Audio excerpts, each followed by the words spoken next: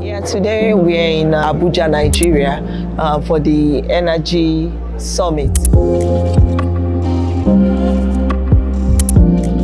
So happy to be here with the African Petroleum Producers Organization. Sitting here and having Apple has that really big African discussion about our petroleum industry and our petroleum resources has been amazing.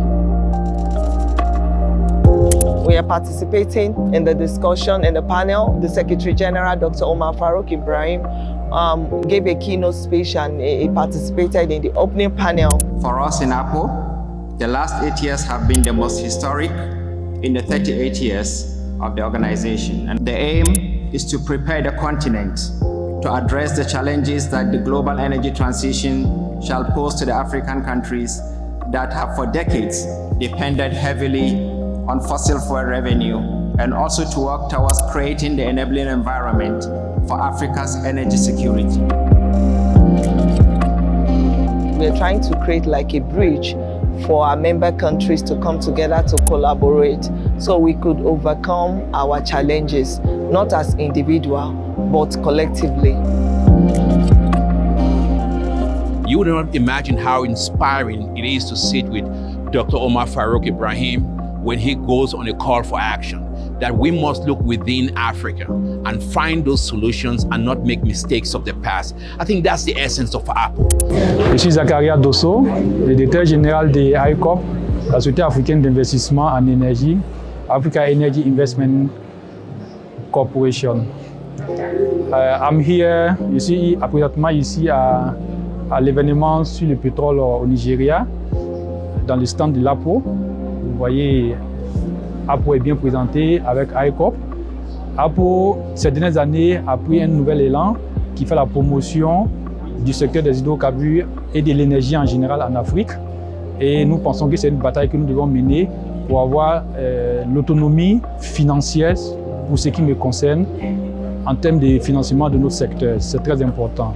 Et ce serait intéressant de faire intégrer tous les pays producteurs des hydrocarbures dans notre organisation, et telle sorte qu'on soit assez puissant et pouvoir aussi mettre en place des mécanismes pour le développement de ce secteur qui pourra amener l'accès à l'énergie à nos différents pays, à nos différentes populations dans nos différents pays, ce qui est très important. Je reviens sur l'aspect financier. Notre secteur a beaucoup été dépendant du financement hors Afrique. Il est temps maintenant que nous pensions à être autonomes parce qu'un secteur aussi stratégique que le secteur de l'énergie et des hydrocarbures pour nos économies, il est très important qu'on ait cette autonomie financière de telle sorte qu'on puisse prendre les décisions idoines pour le développement aussi bien du secteur qu'économique de nos pays. Donc nous battons depuis plusieurs années à mettre en place une institution financière par ICOP.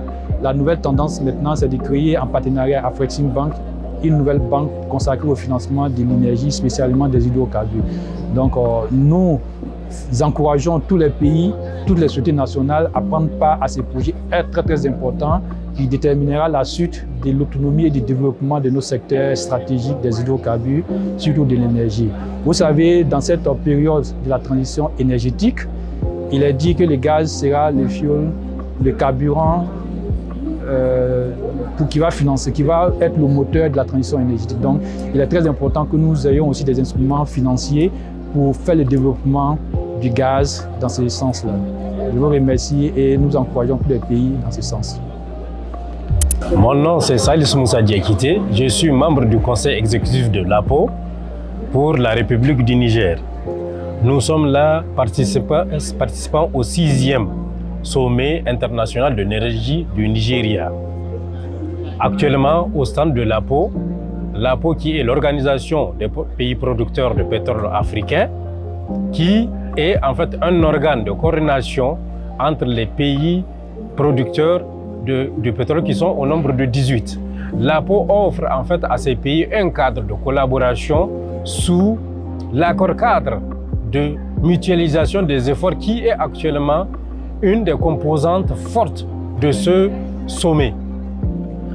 Le sommet s'articule autour principalement aujourd'hui de la transition énergétique qui est pratiquement le cheval de bataille entre le nord et le sud.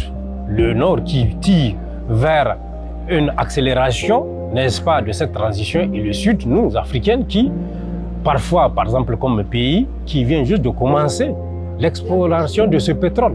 Alors, quels sont les challenges, quelles sont maintenant les possibilités? C'est autour de tout cela que ça fait ces événements, à travers les conférences, les expositions, les échanges qui sont en train d'avoir lieu ici, donc courant ce 6e sommet. Le Niger, pays membre de l'APO, donc jeune producteur de pétrole, actuellement est à la recherche donc, de renforcement de capacités et en train de chercher à renforcer les capacités institutionnelles et de personnel. Et ce que nous sommes en train de faire, c'est aussi d'approcher les pays qui ont pris une longueur d'avance sur nous, par exemple le Nigeria.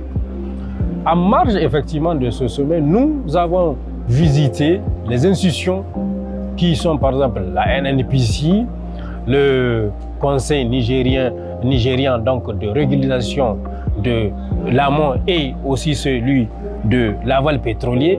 Tout ça pour nous enquérir de leurs expériences. Nous étions aussi au PTDF. C'est un organe qui s'occupe du renforcement de capacités aussi, tant bien même du personnel que des institutions. Là aussi, nous avons pris des adresses et de bons conseils. Actuellement, je pense bien que le cadre qui s'offre au Niger actuellement est assez bien approprié pour nous permettre de nous inspirer des expériences et aussi des erreurs de nos prédécesseurs. Les géants, comme je le disais, le Nigeria et bien d'autres pays, effectivement, qui sont là. Actuellement, pendant l'exposition, j'ai eu le plaisir de voir des stands où on expose effectivement les produits de réflexion et de nouvelles technologies acquises ici même sur place au Nigeria, et c'est un grand bénéfice pour nous, donc, et aussi une possibilité de pouvoir partager cela à moindre frais par rapport aux technologies qui nous viennent parfois de l'Europe ou d'ailleurs. L'APO a de bien beaux jours devant elle. Pourquoi? Parce que le potentiel pétrolier gazier africain aujourd'hui est découvert à un très très faible taux. On a encore de bons jours et de grandes découvertes à espérer au niveau de tous les pays africains. Alors voilà pourquoi je pense que l'APO a bien de choses à faire, un rôle crucial à jouer. Merci beaucoup. Merci de l'opportunité que vous me donnez pour m'exprimer par rapport aux visites que je suis en train de faire sur les différents stands. L'impression que j'ai par rapport à APO, en tout cas, je pense que vous avez fait une exposition qui permet aux visiteurs de pouvoir comprendre l'objectif d'APO, quelles sont les perspectives qu'APO a pour les pays africains producteurs du pétrole, mais également quelles opportunités qu'APO offre pour le pays africain membre de l'APO. Donc vous avez un appel particulier à lancer? L'appel particulier à lancer pour APO, c'est de renforcer la capacité, n'est-ce pas, des pays membres. Il est important que dans le domaine pétrolier, qu'on ait des experts dans ce domaine pour pouvoir relever les défis. Nous avons constaté que régulièrement, il faut qu'on fait venir des experts en dehors de l'Afrique. Il faut que nous arrivons, nous-mêmes Africains, à créer les conditions pour qu'on ait des experts qui vont relever les défis.